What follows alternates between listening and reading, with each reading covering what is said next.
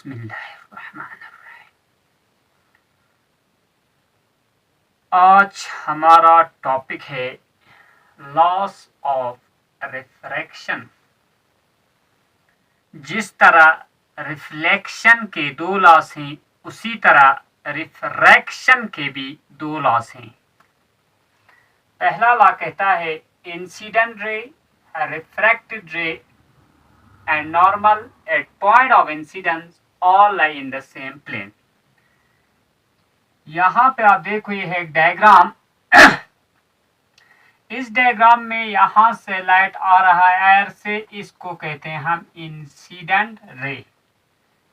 ये सीधा यहां से जाना चाहिए। ये है आयर रेयरर मीडियम, ये है ग्लास स्लेब डेंसर मीडियम। जब रेयरर मीडियम से डेंसर मीडियम में लाइट आ गया तो लाइट हो गया यहाँ से सीधा नहीं गया, ये डॉटेड लाइन यहाँ से जाना चाहिए डॉटेड लाइन से, लेकिन यहाँ पे थोड़ा क्या हुआ है, बेंड हुआ है, तो इसी को कहते हैं रिफ्रैक्शन। अच्छा, ये हो गया हमारा रिफ्रैक्टेड लाइट। ये है इंसिडेंट लाइट, इंसिडेंट रे, ये है रिफ्रैक्टेड रे। ये है ये पॉइंट यहाँ पे है, यहाँ पे डॉटेड लाइन, ये डॉटेड लाइन है क्या है, नॉर्मल। और ये है जहां पे सब लाइन मिला हुआ है, इसको कहते हैं पॉइंट ऑफ इंसिडेंस।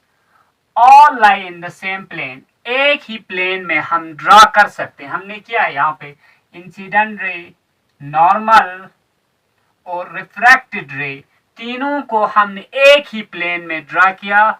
मैंने बोर्ड पे किया, आप कॉपी पे भी ड्रा कर सकते हैं।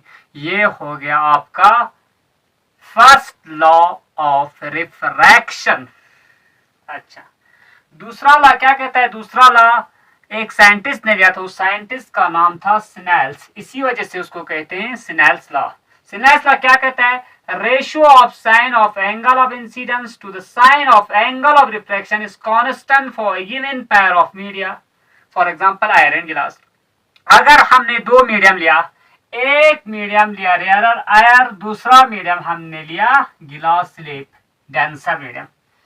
इन दो में हमने साइन का वैल्यू देके जब रेशियो निकाला तो क्या हो गया, ये रेशियो हमेशा आता है क्या, हमेशा आता है constant. Sine of angle of incidence divided by sine of angle of refraction. अच्छा, sine of angle of incidence की जगह हमने क्या लिखा, यहाँ पे देखो sine I. Sine of angle of refraction की जगह लिखा साइन, और ये है कांस्टेंट। इसी कांस्टेंट को हम कहते हैं रिफ्रैक्टिव इंडेक्स। चलो एक मिसाल से समझने की कोशिश करते हैं।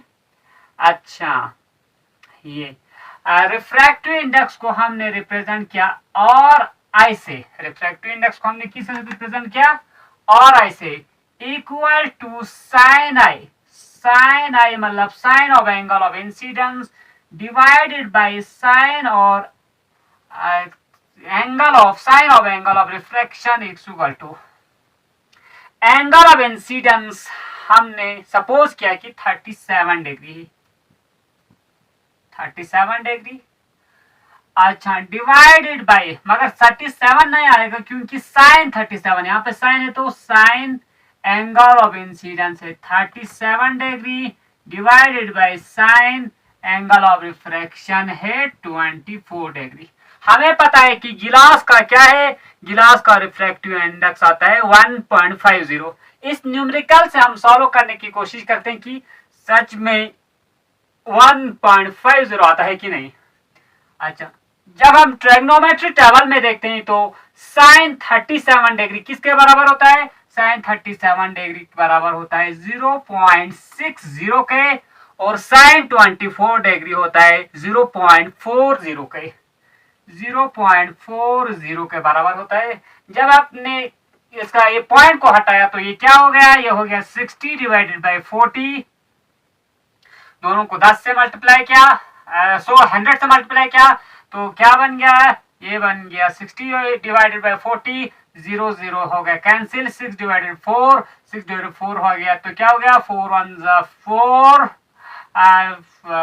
5 6 हो गया तो 1.45 से 21.5। रिफ्रैक्टिव इंडेक्स ऑफ गिलास आ गया 1.5। यहाँ पे हमने डिराइव किया, यहाँ पे भी है 1.50। तो रिफ्रैक्टिव इंडेक्स न्यूमेरिकल में भी और असल में भी हमारा रिफ्रैक्टिव इंडेक्स आ गया बराबर। इसी तरह से अगर था साइन 37 डिग्री नहीं मान लो आप, साइन 90 डिग्री मान लो, साइन 34 डिग्री, या इसी जब कोई भी हम एंगल लेते हैं हमेशा गिलास का रिफ्रैक्टिव इंडेक्स आएगा, गिलास का रिफ्रैक्टिव इंडेक्स हमेशा आएगा 1.50। इसी को कहते हैं रिफ्रैक्टिव इंडेक्स कांस्टेंट होता है। ये कहता है कि सिनेल्स लॉ क्या कहता है, सिनेल्स लॉ कहता है कि sine of angle of incident divided by sine of angle of reflection की वैल्यू हमेशा कांस्टेंट होता है। 37 डिग्री की जगह अगर आप कोई 34 डिग्री, 24 के जगह आप 26 या कुछ डिग्री लगा दो, फिर भी एक्सपेरिमेंट करने के बाद फिर भी वापस हमें आएगा वैल्यू लास्ट पे 1.5 रिफ्रैक्टिव इंडेक्स ऑफ गिलास। अगर हमने दो मीडियम आयरन और गिलास को ले लिया तो जब तक चेंज नहीं होगा जब तक हम मीडियम नहीं बदल। अगर आयर के साथ वाटर लाएगा तो उस वक्त हमारे रिफ्रैक्टिव इंडेक्स चेंज हो जाएगा। क्यों? क्योंकि उस वक्त हमने मीडियम को ही चेंज किया। अच्छा, ये तो हो गया इस फार्मूले से। अब दूसरा फार्मूला से भी हम इसको निकालने की कोशिश करते हैं। वो फार्मूला है स्पीड ऑफ लाइट से। लाइट की स्पीड से हम इसको समझने की कोशिश करते हैं। रिफ्रैक्टिव इंडेक्स को लिखो हमने आर आई मतलब refractive index. Speed of light in air में speed of light divided by speed of light in किसमें? गिलास में।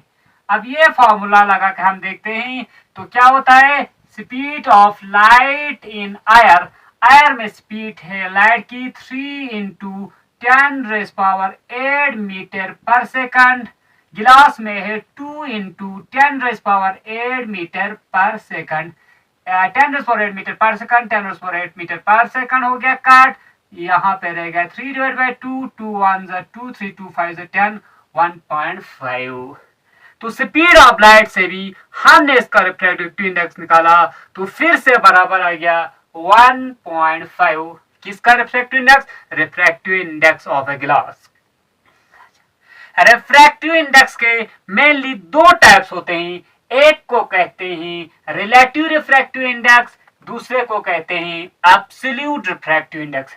रिलेटिव रिफ्रैक्टिव इंडेक्स क्या होता है? रिलेटिव रिफ्रैक्टिव इंडेक्स वो रिफ्रैक्टिव इंडेक्स होती है जब हम रिफ्रैक्टिव इंडेक्स के लिए आयर के अलावा या वैक्यूम के अलावा दो चीज लेते हैं। फॉर एग्जांपल अगर हमने रिफ्रैक्टिव कितना रिफ्रैक्शन होता है उसमें आयर और वैक्यूम के अलावा दो चीज है। फॉर एग्जांपल वाटर और गिलास लिया, आयर को ट्रांसफर लाइट को ट्रांसफर किया वाटर से गिलास में, तब इस वक्त भी लाइट बर्न होगा क्योंकि वाटर की डेंसिटी कम है गिलास से।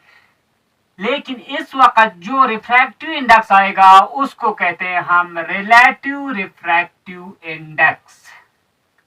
अब दूसरा क्या है? दूसरा है absolute refractive index. Absolute refractive index में क्या होता है, हम आयर से या वैक्यूम से कंपेयर करते हैं या वाटर को या गिलास को रिफ्रैक्टिव इंडेक्स से निकालने के लिए एक चीज हमारे पास आयर होगा या वैक्यूम होगा। उस वक्त हम रिफ्रैक्टिव इंडेक्स को क्या कहते हैं? रिफ्रैक्टिव इंडेक्स को कहते हैं एब्सोल्यूट रिफ्रैक्टिव इंडेक्स।